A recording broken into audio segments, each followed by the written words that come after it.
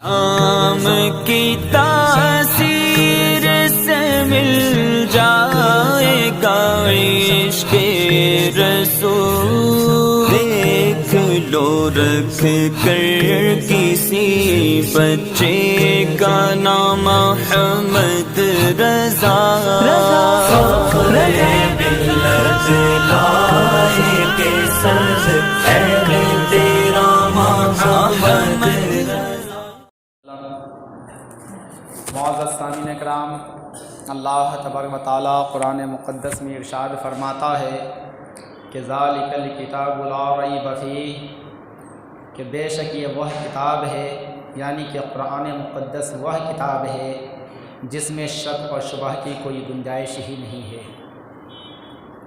معزز سامعین اکرام، اللہ تبارک و تعالیٰ نے اس آیت کریمہ کو نازل فرما کر کے اور دنیا کو یہ پیغام دیا کہ سب سے پہلا پیغام یہ دیا کہ یہ وہ کتاب ہے جس میں شک کرنے کی کوئی جگہ ہی نہیں، کوئی راستہ ہی نہیں، اور جو اس قرآن مقدس میں شک کرے گا کہ یہ صحیح نہیں ہے یا یہ آیت کریمہ صحیح نہیں ہے یا آیت کریمہ کی یہ جز میں کوئی شک ہے، یہ جز صحیح نہیں ہے، تو وہ اسلام میں داخل رہے گا ہی نہیں بلکہ وہ کافر ہو جائے گا۔ معزز سامعین اکرام، جب قرآن مقدس نے ہمیں یہ پیغام دیا تو آج میں آپ کو دو موضوع پہ بتانے کی کوشش کروں گا کہ اس کے بعد اللہ تبارک و تعالیٰ اسی قرآن مقدس میں ارشاد فرماتا ہے کہ الا ان اولیاء اللہ لا خوف علیہم ولا هم یحزنون، کہ بے شک اللہ کے محبوب بندے کو، اللہ کے ولی کو نہ کوئی غم ہوتا ہے نہ کوئی خوف ہوتا ہے۔ حضرات محترم، ان کے دل میں غم اور خوف سے مراد کیا ہے کہ ان کے دلوں میں خوف نہیں ہوتا، غم نہیں ہوتا ہے؟ اس کا مطلب یہ ہوا کہ جو اللہ کے محبوب بندے بن جاتے ہیں، جو اللہ کے بن جاتے ہیں، اللہ ان کے بن جاتے ہیں، پھر اس محبوب بندوں کے دلوں میں صرف اگر خوف ہوتا ہے تو اللہ کا، اور محبت ہوتی ہے تو رسول اللہ کا۔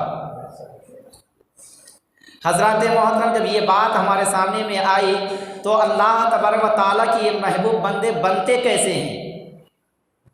کیا پیسے کے لالچ دے کر کے بنتے ہیں؟ اپنی کرسی و حکومت کو سامنے میں رکھ کر کے اور غریبوں کو ستا کر کے، مظلوموں کو رلا کر کے، زمین و جائیداد غریبوں مسکینوں کو ہڑپ کر کے تب یہ اللہ والے بنتے ہیں؟ نہیں، بلکہ وہ اس طرح سے بنتے ہیں، اپنے مال و دولت جب ہوتے ہیں ان کے پاس تو راہ خدا میں خرچ کر دیتے ہیں، کسی لالچ میں نہیں بلکہ اللہ اس کے رسول کی رضا کے لیے۔ اگر کوئی غریب آتے ہیں ان کی بارگاہ میں تو ان کے لیے انہیں امداد کیا جاتا ہے، اگر کوئی وہاں پہ بے سہارا آتا ہے انہیں سہارا دیا جاتا ہے، جو روتے ہوئے آتے ہیں انہیں ہنسایا جاتا ہے، تب جا کر کے قرب الہی حاصل ہوتا ہے، حرام و حلال کی تہذیب کیا جاتا ہے۔ آج ہم نماز بھی پڑھتے ہیں، روزہ بھی رکھتے ہیں، زکوٰۃ بھی ادا کرتے ہیں، حج بھی ادا کرتے ہیں، اس کے باوجود بھی جہاں پہ ہم نماز، روزہ، زکوٰۃ و حج کو خیال رکھتے ہیں وہیں پہ ہم یہ بھی دیکھتے ہیں ہم نماز تو پڑھتے ہیں مگر جھوٹ کیوں بولتے ہیں، روزہ تو رکھتے ہیں مگر جھوٹ کیوں بولتے ہیں، زکوٰۃ تو دیتے ہیں مگر دغے بازی کیوں کرتے ہیں؟ ہمیں یہ بات سمجھ میں نہیں آتی ہے کہ ایک طرف رب کعبہ قرآن مقدس میں کہتا ہے کہ ذالک الکتاب لا ریب فیہ، کہ یہ وہ کتاب ہے جس میں شک و شبہ کی کوئی گنجائش نہیں، مگر مالک پروردگار جہاں پہ تو نے یہ کہا کہ ذالک الکتاب لا ریب فیہ، یہ وہ کتاب ہے جس میں کوئی شک و شبہ کی کوئی گنجائش ہی نہیں، دوسری طرف تو یہ کہتا ہے کہ ان الصلاۃ تنہی عن الفحشاء والمنکر، کہ بے شک نماز بے حیائی اور بری باتوں سے روکتی ہے، بچاتی ہے، گناہ کی راہوں سے روکتی ہے۔ مالک پروردگار ہمیں یہ بات سمجھ میں نہیں آتی، ایک طرف تو کہتا ہے یہ وہ کتاب ہے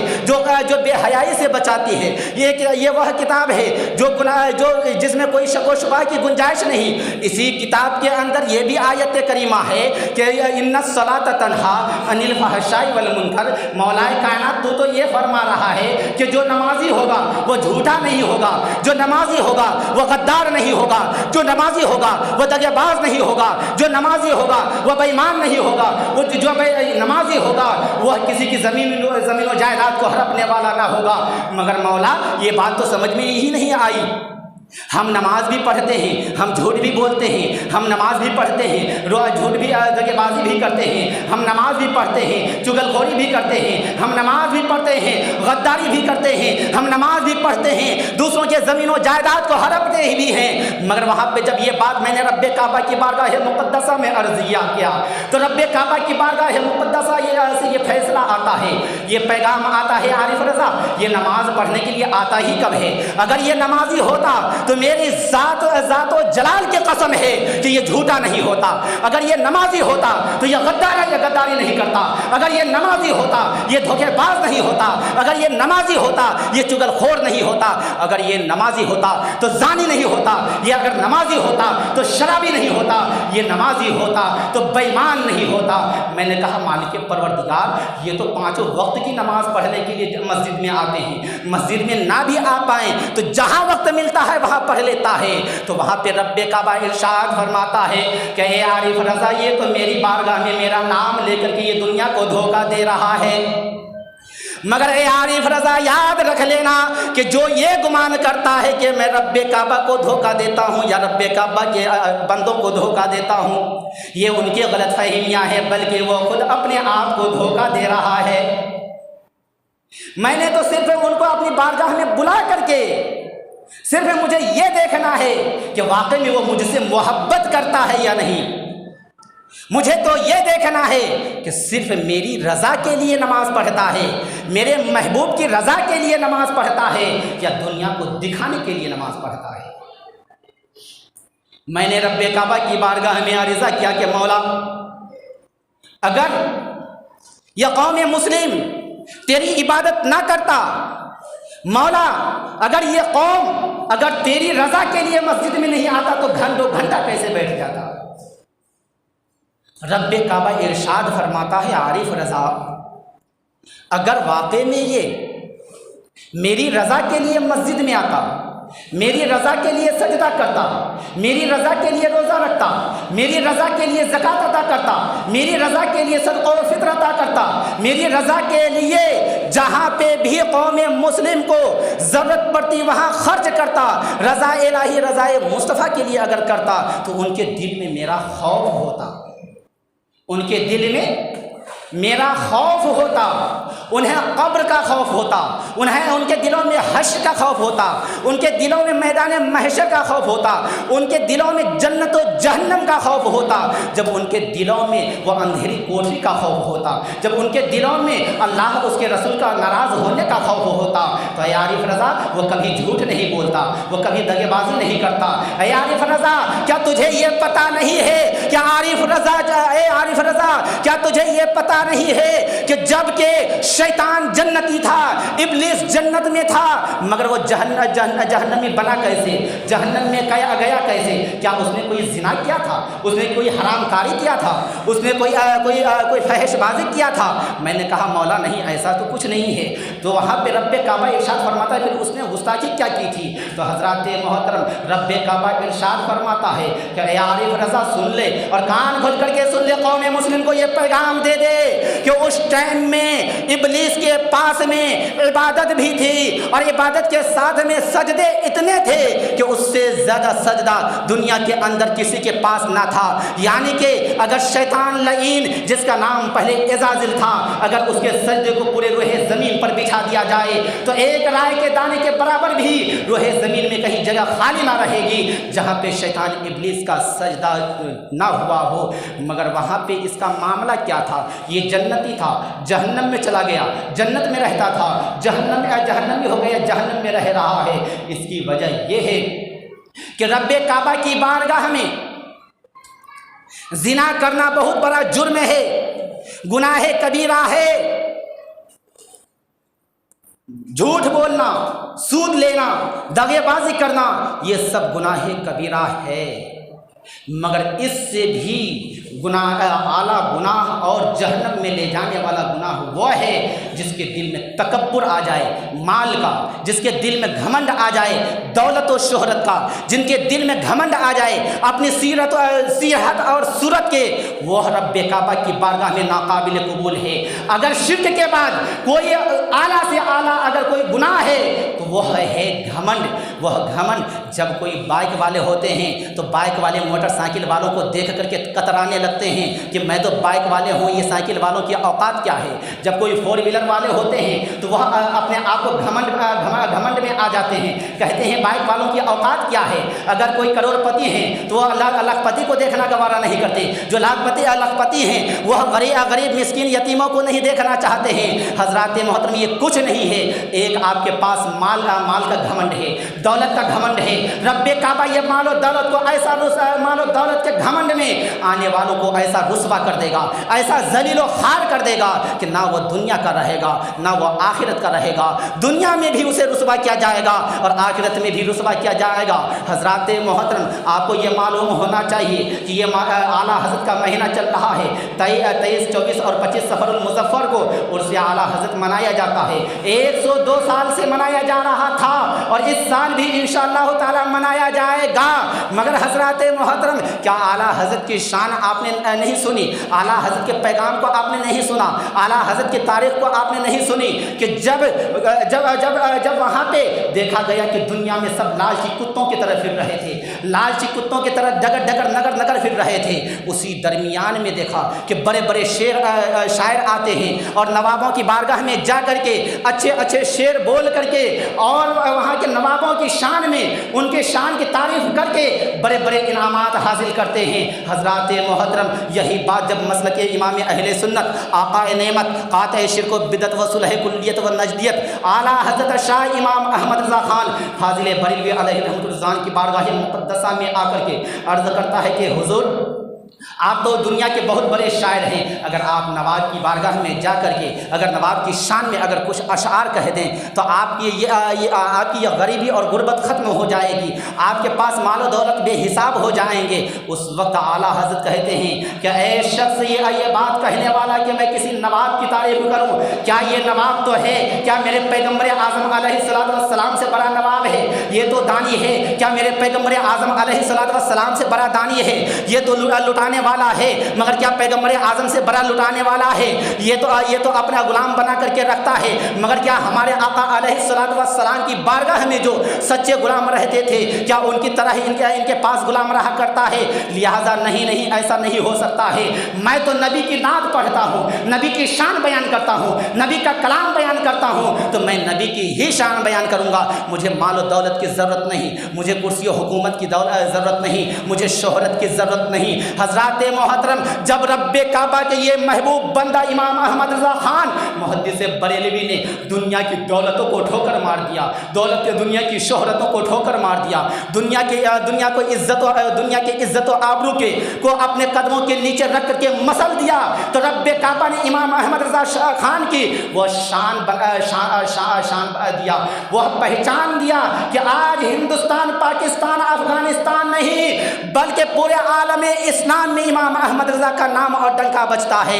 ये 23, 24 और 25 सफ़रुल मुज़फ़्फ़र को सिर्फ सरज़मीन बरेली शरीफ में नहीं, सिर्फ हिंदुस्तान में नहीं, अफगानिस्तान में नहीं या चंद ममालिक में नहीं बल्कि पूरी दुनिया के अंदर मसलक आला हज़रत का उर्स मनाया जाता है, शान और शौकत से मनाया जाता है। हज़रात मोहतरम जब आपके ज़हन और फ़िक्र में ये बात आ रही है तो मैं आपसे एक बात अब पूछना चाहता हूँ कि हम नमाज़ पढ़ते हैं, क्या आला हज़रत नमाज नहीं पढ़ते थे? ख़ुदा पाक नमाज नहीं पढ़ते थे? बुजुर्गाने दीन नमाज नहीं पढ़ते थे? नमाज पढ़ते थे। आज हम नमाज कैसे पढ़ते हैं? दिखाने के लिए पढ़ते हैं। अगर दिखाने के लिए नमाज नहीं पढ़ते तो हमारे चेहरे पे सुन्नत मुस्तफ़ा होता। अगर हम नमाज दिखाने के लिए नहीं पढ़ते तो हमारे दिल के अंदर ईमानदारी भरी हुई होती, और ईमानदारी कहते किसे हैं? हमारी गर्दन तो कट सकती है, बातिलों के सामने हम झुक नहीं सकते। हमारी गर्दन तो कट सकती है मगर हम झूठ, गीबत, चुगलखोरी, दगेबाजी हम किसी भी सूरत हाल में नहीं कर सकते हैं। अगर हम दगेबाजी करते हैं इन बातों से अंदाज़ा लगा लीजिए कि हमारे ईमान में खामी है। अगर हम झूठ बोलते हैं, किसी की चुगलखोरी करते हैं तो याद रख लीजिएगा कि वो हमारे ईमान की कमज़ोरी है। इसलिए हमें चाहिए कि अपने ईमान को मुकम्मल तौर पे कि मोहम्मद से वफ़ा तूने तो हम तेरे हैं, ये जहाँ चीज़ क्या है लोहो कलम तेरे हैं। मोहब्बत की नज़र अहले वफ़ा की शान पैदा कर, बुलंदी और पस्ती में ज़रा पहचान पैदा कर, ना हो माहौल से मायूस दुनिया खुद बना अपनी, नई कश्ती नई आंधी नया तूफ़ान पैदा कर। अगर आपको नया तूफ़ान पैदा करना है तो दिल में ईमानी जज्बा को पैदा करना होगा। अगर ईमानी जज्बा को पैदा करना है तो सबसे पहले आपको इस पे अपना इस आयत करीमा को और आयत करीमा के जुज़ को अपनाना होगा कि ला इलाहा इल्लल्लाह, नहीं है कोई माबूद सिवाय अल्लाह के, मोहम्मदुर रसूलुल्लाह, मोहम्मद अल्लाह के पैगंबर हैं, मोहम्मद अल्लाह के रसूल हैं, मोहम्मद अल्लाह के आखिरी खलीफा हैं। इनके बाद कोई खलीफा पैदा ना होगा, इसके बाद कोई नबी पैदा ना होगा। हज़रात मोहतरम जब ये कहेंगे ला इलाहा इल्लल्लाह कह करके, अल्लाह तबारक व तआला ने दूसरों के सामने झुकने से मना करवा दिया, दूसरों का सजदा करने से मना करवा दिया। अल्लाह तबारक व तआला ने ये कह दिया कि अरे बंदा, अगर तू मुझे एक जानता है तो अगर तुझे कोई भी चीज़ की हाजत है तो मेरी बारगाह में आ, तो मेरी चौखट में आ, मेरी चौखट में आएगा। मैं कम दूं या ज़्यादा दूं, जितना तू चाहेगा उतना दूंगा, मगर तेरे ऊपर कोई एहसान जताने वाला नहीं है। मगर किसी दुनियादार के सामने नहीं जाएगा, अगर वह 1 रुपये तुझे देगा तो तेरे ऊपर एहसान जताएगा, तो तुझे बार बार तरह तरह के धमकियाँ देगा और तुझे कहेगा हमने तुझे ऐसे मौके पे काम आए हैं, ऐसी ज़रूरियात पे काम आए हैं। लिहाजा रब्बे काबा ने कहा अगर सजदा करना है, अगर झुकना है तो मेरी बारगाह में झुक जा। दिल से अगर तुम मेरी बारगाह में झुकेगा तो मेरी रबूबियत की कसम, मेरी ज़ात की कसम, मैं तुझे दुनिया के सामने कभी झुकने नहीं दूंगा। हम नमाज पढ़ने आते हैं, कौन किस तरह से खड़े होते हैं, क्या आज तक हमें पता चला? ये जिक्र और ये बयान मैंने पहले भी किया, मगर हम करते क्या हैं? एक कान से सुनते हैं, दूसरे कानों से निकाल देते हैं। क्या अगर कोई कारोबारी आदमी आपके पास आ जाए, 50,000 50 लाख रुपए का माल लेने वाला आ जाए और वह एक बार सिर्फ फोन करेगा कि सेठ साहब हमें इतनी चीज़ इतने माल की ज़रूरत है, दाम बताओ और बताओ कब दोगे। एक बार वो फ़ोन करेगा, अनेक बार आप फ़ोन करोगे, पता नहीं जल्दी से वो सेठ साहब आ जाएं, जल्दी से ये माल मेरे पास आ जाए, मेरे हाथ में आ जाए। कौन सा माल? जो माल के हाथ का मैल है आज आपके पास है, कल किसी और के पास होगा। मगर क्या आपने उन मालों के बारे में कभी सोचा जो माल दुनिया में भी काम आने वाला है और आखिरत में भी काम आने वाला है? हम नमाज पढ़ते हैं, हर मुसलमान पर फ़र्ज़ है, जाहिल हो, आलिम हो, आमिल हो, चाहे इल्मदान हो या ना हो, सबों के ऊपर फ़र्ज़ है। क्या ये इन बातों से कोई इनकार कर सकता कि मुझे मालूम नहीं है? सबों को मालूम है, मगर नमाज नहीं पढ़ते हैं। क्यों नहीं पढ़ते हैं? नमाज का तौर तरीक़ा सबों को मालूम होना चाहिए, मगर हम करते हैं। नमाज के लिए जब खड़े होते हैं तो नमाज के लिए खड़े होने के बाद बिल्कुल सीधा हो जाना चाहिए। अपने पैरों को काबे की तरफ सीधी करके रखनी चाहिए, उंगलियों को। मगर हम करते क्या? एक को इस घाट में घुमा देते हैं, दूसरे को इस घाट में घुमा देते हैं। जब हम नियत करते हैं तो नियत करते वक्त हमें हाथ बिल्कुल सीधी काबे की तरफ, उंगलियाँ की पीठ होनी चाहिए, पेट होनी चाहिए। मगर हम करते क्या? ऐसे कान पकड़ लेते हैं, यानी कि उठक बैठक करने के लिए वहाँ बाहर में तो बीवी ने करवा दिया और वह थकावट को उतारने के लिए जो है मस्जिद में आते हैं। बीवी के सामने में तो चलेगी नहीं। अब वह रब के घर के अंदर वो उठक बैठक करने के लिए आया है, उसकी थकावट को दूर करने के लिए आया है, जो बीवी ने वहाँ मुर्गा बना करके रखा था। कान पकड़ के खड़े हो जाते हैं। हज़रात मोहतरम, कान पकड़ना नहीं बल्कि सीधा रखना है। सीधा रखने के बाद जब हम हाथ को बांधते हैं तो हमें हाथ कैसे बांधना चाहिए? नाक के नीचे जब बांधते हैं तो ये 3 उंगलियां हमारे हाथ की हड्डियां जो होती है उस हड्डियां पे जम जानी चाहिए और ये दोनों छोटी वाली उंगलियां से जो है हाथ को पकड़ लेना चाहिए जम करके। उसके बाद जब हम आगे चलते हैं, नियत बांधने के बाद फट से सना पढ़ लेनी चाहिए। सना पढ़ने के बाद जब इमाम साहब क़िरात करेंगे तो चुपचाप सुनना चाहिए। अगर क़िरात शुरू हो गई है उसके बाद आप आए हैं तो उस टाइम में क़िरात के दरमियान में आपको सना पढ़ने की इजाज़त नहीं है, क्योंकि इमाम के इक़्तिदा में खामोश रहने की इजाज़त है, पढ़ने की इजाज़त नहीं। और जो इमाम के साथ साथ पढ़ेगा उनके मुंह में जहन्नम की आग डाली जाएगी। उसके बाद इमाम साहब रुकू में जाएंगे, सीधा होकर के जाइए, इमाम साहब के बाद जाइए। सुबहान रब्बियल आज़ीम, सुबहान रब्बियल आज़ीम कम से कम 3 बार पढ़ लीजिए। अपनी पीठ को बिल्कुल सीधी कर लीजिए اور اس کے بعد جب تک امام صاحب سمیع اللہ لمن حمیدہ نہیں کہیں گے تو اس سے پہلے کھڑے مت ہوئیے۔ اس کے بعد جب سجدے میں جائیں تو سجدے میں جانے کے لیے بھی جب تک امام صاحب نہ بولیں تو اس سے پہلے نہ جائیں۔ سجدے میں جب چلے جاتے ہیں تو سبحان ربی الاعلیٰ سبحان ربی الاعلیٰ سبحان ربی الاعلیٰ کم سے کم 3 بار پڑھ لیں۔ اب یہ بات بھی خیال رکھیے گا، جو یہ کہیں کہ مجھے معلوم نہیں، ایسا نہیں ہے ویسا نہیں ہے، تو آپ کو یہ معلوم نہیں ہے، مگر آپ کو معلوم کرنے کا، علم حاصل کرنے کا ٹائم تو ہے نا، کیوں نہیں حاصل کرتے ہیں؟ اس کے بعد جب نماز 4 رکعت کی ہو تو آپ دوسری رکعت میں بیٹھے ہیں تو صرف تحیات شریف پڑھنی ہے، اور اگر 4 رکعت کی نماز ہے، چوتھی رکعت میں بیٹھے ہیں قاعدے میں، تو تحیات پڑھنی ہے پہلے، پھر درود شریف پڑھنے ہیں، پھر دعائے معصورہ پڑھنے ہیں، پڑھ کر کے پھر نماز کو مکمل کرنے ہیں۔ خیال رہے اگر امام صاحب کی اقتداء میں آپ نماز ادا کرتے ہیں اور نماز ادا کرنے کے درمیان آپ سے کوئی خطا ہو جاتی ہے، کوئی غلطی ہو جاتی ہے، کوئی بھول چک ہو جاتی ہے، تو آپ امام صاحب کی اقتداء میں ہیں، آپ نے امام صاحب کا اقتداء کیا تو بحاظر امام، اور امام صاحب نے یہ کہہ دیا حاذہ القومی، یعنی کہ مولا میں جو نماز پڑھا رہا ہوں اس قوم کے لیے، میں جو ابھی مصلی پہ کھڑا ہوں اس پوری قوم کی رہبری کے لیے، لہذا مالک پروردگار ان کے اندر کوئی بھی کمی ہو، کوئی بھی خامی ہو، کوئی بھی غلطیاں ہو تو اپنے محبوب کے صدقے میں معاف عطا فرما۔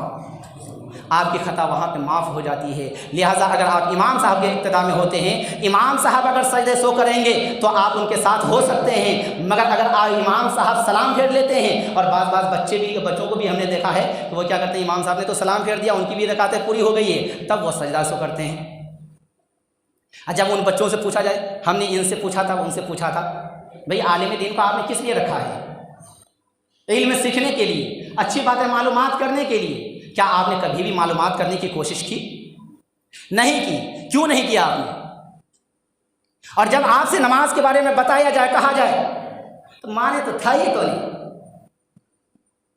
مجھے تو کچھ پتہ ہی نہیں، کیوں نہیں ٹھایا بھائی؟ آپ نے پتہ کرنے کی کوشش کی؟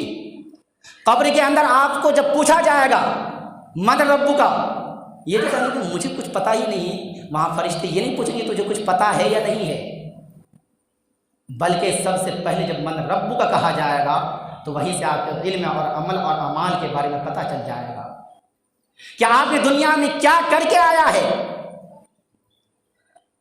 مگر کیا آپ کو یہ معلوم ہونا چاہیے، چاہے بڑے ہوں یا بچے ہوں، اگر کوئی چیز کو یاد کرنا ہوتا ہے تو ان چیزوں کو بار بار رٹتے ہیں تاکہ کہیں پہ بھی ضرورت پڑے تو فوراً وہ چیزیں زبان پہ آ جائے۔ رٹتے ہیں یا نہیں؟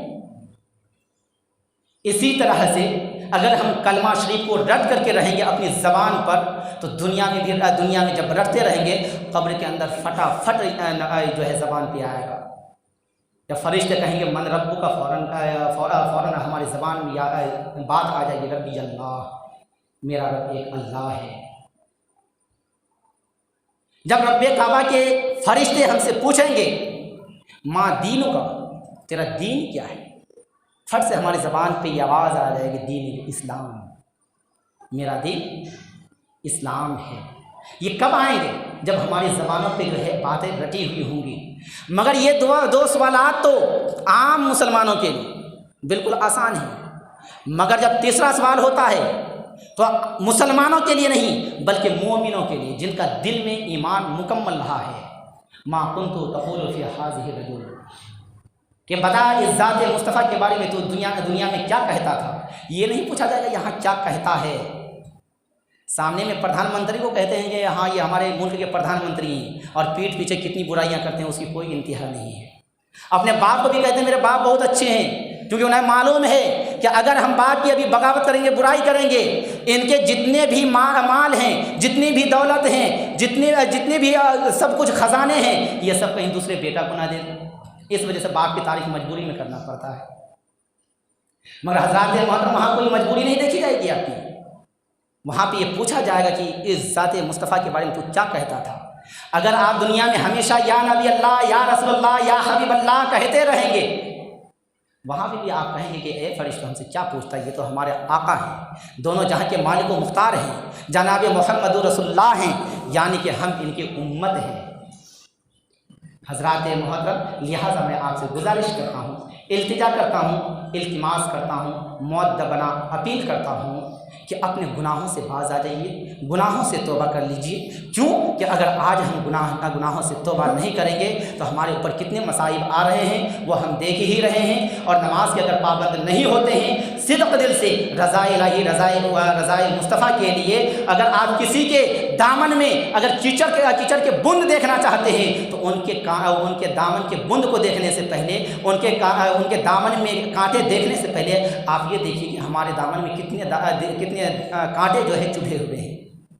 पहले आप अपना देखिए, बाद में दूसरों को देखिए। और हज़रात मोहतरम, वक्त मुकम्मल हो चुका है और मैं आप हज़रात से ये गुजारिश, ये इल्तिजा करता हूँ कि ये उर्स आला हज़रत जो है 23 तारीख से शुरू होगा, यानी कि रविवार के दिन से, लिहाजा सोमवार के दिन गुजार करके सोमवार की रात में जो है यहाँ पे जो है उर्स आला हज़रत के मौके से बाद नमाज इशा मिलाद महफिल का प्रोग्राम मस्जिद में ही रखा जाएगा। आप तमामी हज़रात से गुजारिश है कि इस मिलाद महफिल में आप तमामी हज़रात शिरकत फरमा करके सवाब दारन हासिल करें। अस्सलामु अलैकुम व रहमतुल्लाहि व बरकातुहू। अस्तगफिरुल्लाह रब्बी मिन कुल्ली ज़ंबि व अतूबु इलैह।